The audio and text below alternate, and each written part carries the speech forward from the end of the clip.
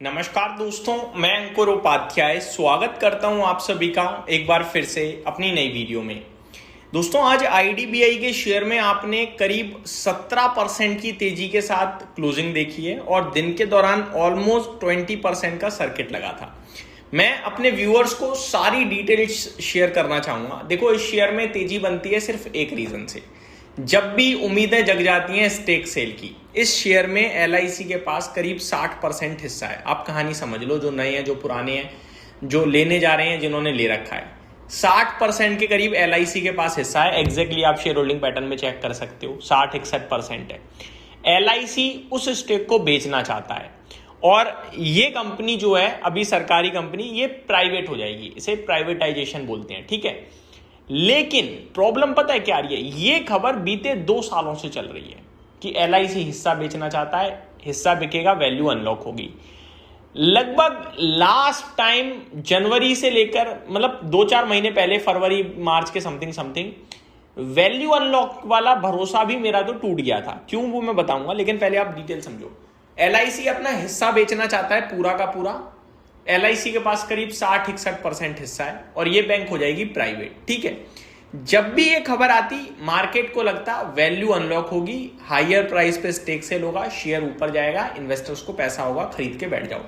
जिस दिन खबर आती कि बैंक या एलआईसी या कोई भी आरबीआई नया बायर ढूंढ रहा है, बायर की बातचीत चल रही है, ये सब प्रोसेस कंप्लीट हो जाएगा, तब तक अब तक, ऐसे बहुत बार हुआ। ये शेयर जब जब न्यूज आई भागा है, बहुत तेज भागता है, फिर अगले 2-4 दिनों में ठंडा पड़ जाता है। ये कहानी इस स्टॉक की रही है।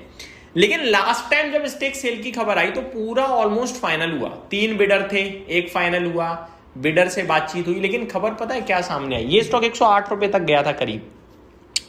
खबर सामने आती है कि जो बायर है उसने वैल्यू निकाली और वैल्यू 78 रुपीज 70 रुपीज की निकली और शेयर भागकर हो गया था 108 रुपए और फिर शेयर गिरकर शेयर करीब 60 रुपए 65 रुपए तक आया था भाई साहब।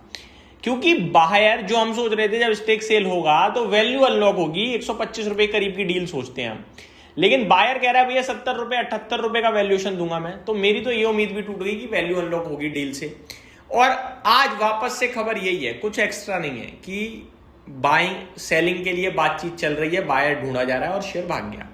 लेकिन मैंने आपके साथ एक वीडियो भी शेयर करी थी, अभी मुझे याद नहीं आ रहा कि मैंने एग्जैक्टली आपके साथ कितने दिन पुरानी है वो वीडियो, 2 महीने हो गए शायद। जब ये गिरकर आया था 65 रुपए, तो मैंने 68 या 70 रुपए पे आपसे डिस्कस किया कि ये भाव बेचने का नहीं है, क्योंकि अब जब डील होगी तो दोबारा 90 रुपए पहुंचेगा ही पहुंचेगा। ये मेरे वर्ड्स थे। अब वो वीडियो मिलेगी नहीं क्योंकि थोड़ी नीचे चली गई होगी। आज 90 तो हो गया है, ये मेरा छोटा सा टारगेट था। अब मैं आपको सिर्फ एक ही चीज बताऊंगा, आप यहां से लेकर पैसा बना सकते हो, लेकिन रिस्क हाई है। क्यों? यहां से एक दिन और डील की खबर 108 रुपए 105 रुपए हो जाएगा, लेकिन यहां से 85-80 भी हो सकता है, जिसके लिए आपको रेडी होना पड़ेगा। तो मैं तो कहूंगा आप दूर हो जाओ तो ज्यादा बेटर है। अब आते हैं स्टेक सेल पे। अगर लिटरली स्टेक सेल होता है तो देखो, एलआईसी 110 रुपए से नीचे नहीं बेचेगा, ये मान के चलो। उसने 78 रुपए का प्रपोजल ठुकरा दिया ना, यानी कि वो 110 से नीचे बेचने को तैयार नहीं है, आप ये मान लो मोटा मोटी। तो जब स्टेक सेल होगा तो 110-120 पे ही होगा। अब कब होगा वो किसी को नहीं पता है। आप तब तक होल्ड कर सकते हो तो लेके बैठ जाओ, ठीक है। नहीं कर सकते तो फिर वेट करो। अगर किसी भी रीजन से स्टेक सेल की खबरें टूटती हैं तो ये वापस आपको 70 रुपए मिलेगा, वहां लेके बैठ जाओ, खोने के लिए कुछ भी नहीं है। ये पूरी कहानी है इस स्टॉक की। अब मैं आज की बात करता हूं, क्या कहानी है, चलिए समझते हैं। आईडीबीआई बैंक का प्राइवेटाइजेशन डिसइन्वेस्टमेंट प्रोसेस अभी भी मार्केट का बड़ा ट्रिगर बना हुआ है। आज शेयर में तेजी का major reason stake sale expectation भी है। क्या स्टेक सेल होने वाली है? गवर्नमेंट और एलआईसी यानी life insurance corporation of India मिलकर आईडीबीआई में 60.72% स्टेक बेचना चाहते हैं। माफ कीजिएगा, मैंने एलआईसी का 60% बताया नहीं, एलआईसी प्लस गवर्नमेंट का मिलकर 60% है, यहाँ लिखा हुआ है। 60.72% स्टेक है, जिसमें एलआईसी पे 30.24 है और गवर्नमेंट पे 30.48% है।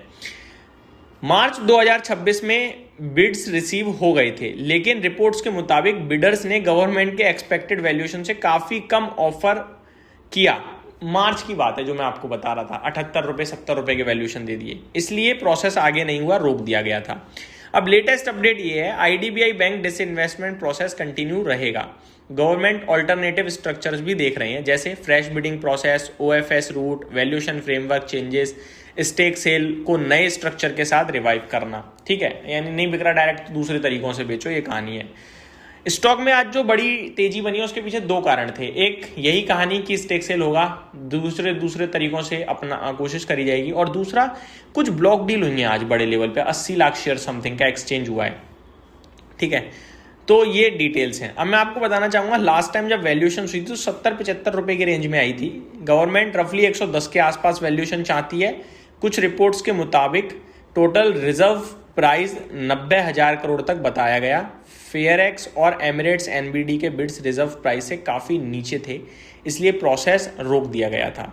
मार्केट रूमर बायर वैल्यूएशन 71 रुपये, सेलर 110 रुपये, यानी गवर्नमेंट चाहती है 110, बायर 71 चाहता था। गैप बढ़ा था, इसलिए डील नहीं हो पाई। यही मैं आपके साथ शेयर कर रहा था। तो ये मेरी तरफ से अपडेट थी। उम्मीद करता हूँ जानकारी पसंद आई होगी। Thank you so much for watching this video. Have a great day guys.